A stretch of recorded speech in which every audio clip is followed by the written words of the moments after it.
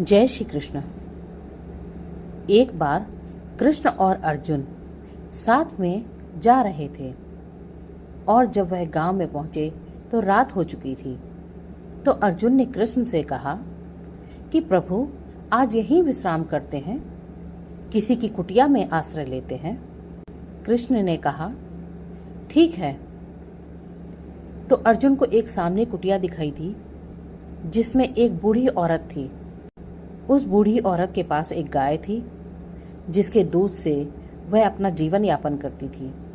कृष्ण और अर्जुन उस बुढ़िया के पास पहुंचे तो उसने देखते ही उनका सत्कार किया और भोजन करवाया और रात में शयन के लिए उनके लिए बिस्तर लगाया।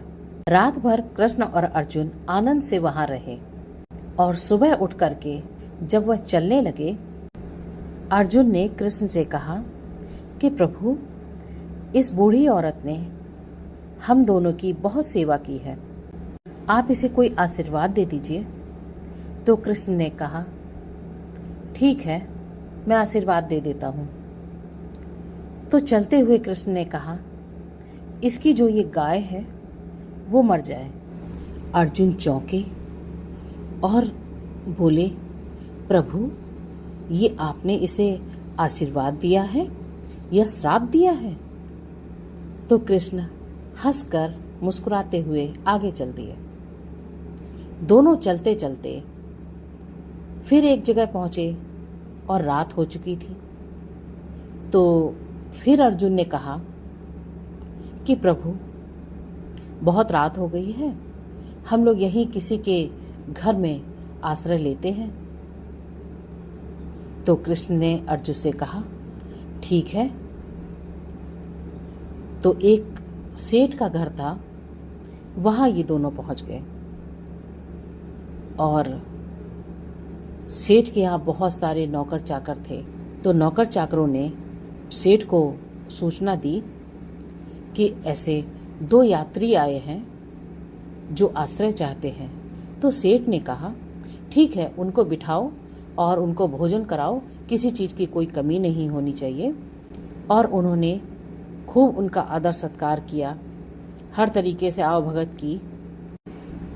परंतु सेठ अपने कामों में व्यस्त था, इसलिए वह नहीं आ पाया।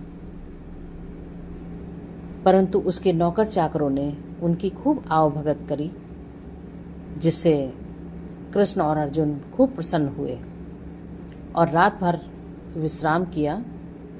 सुबह उठ करके फिर चलने लगे।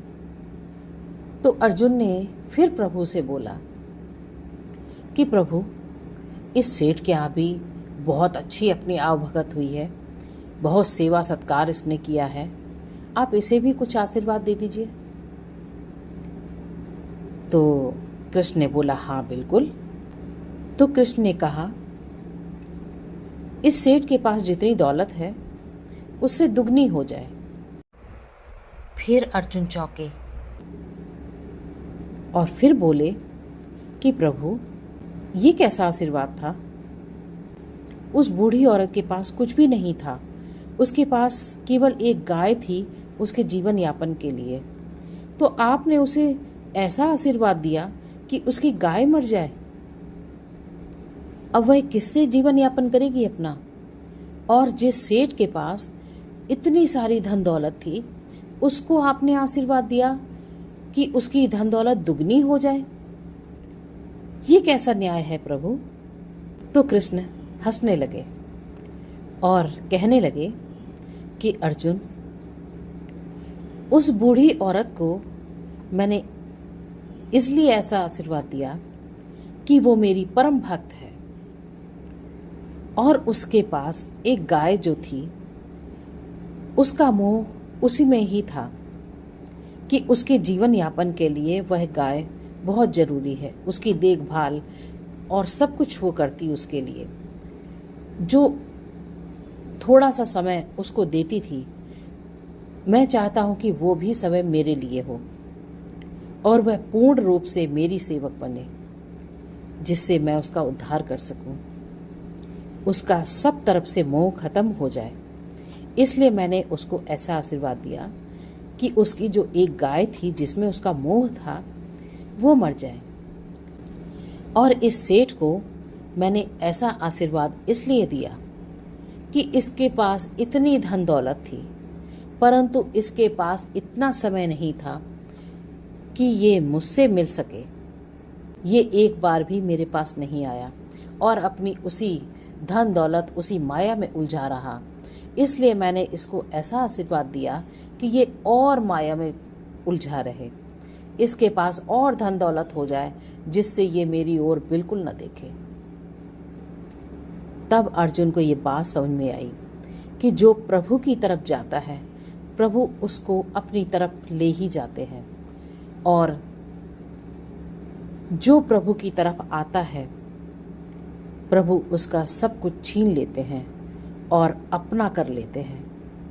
और जो प्रभु की तरफ नहीं देखता, उसे उसकी माया में ही फंसाए रहते हैं कि वो उस माया में ही फंसा रहे। इसलिए आपने सुना भी होगा और देखा भी होगा कि भक्तों को सबसे ज़्यादा कष्ट होते हैं। भक्त भक्ति करता है तो उसे कष्टों से जूझना ही पड़ता है, क्योंकि भगवान उसे अपनी ओर लाने के लिए उसे कष्ट देते हैं कि वह मेरे पास आए। जब वह दुखी होगा तो मुझे याद करेगा। जय श्री कृष्ण। अगर आपको यह कहानी अच्छी लगी हो तो कृपया लाइक, सब्सक्राइब, शेयर जरूर करें। जय श्री कृष्ण।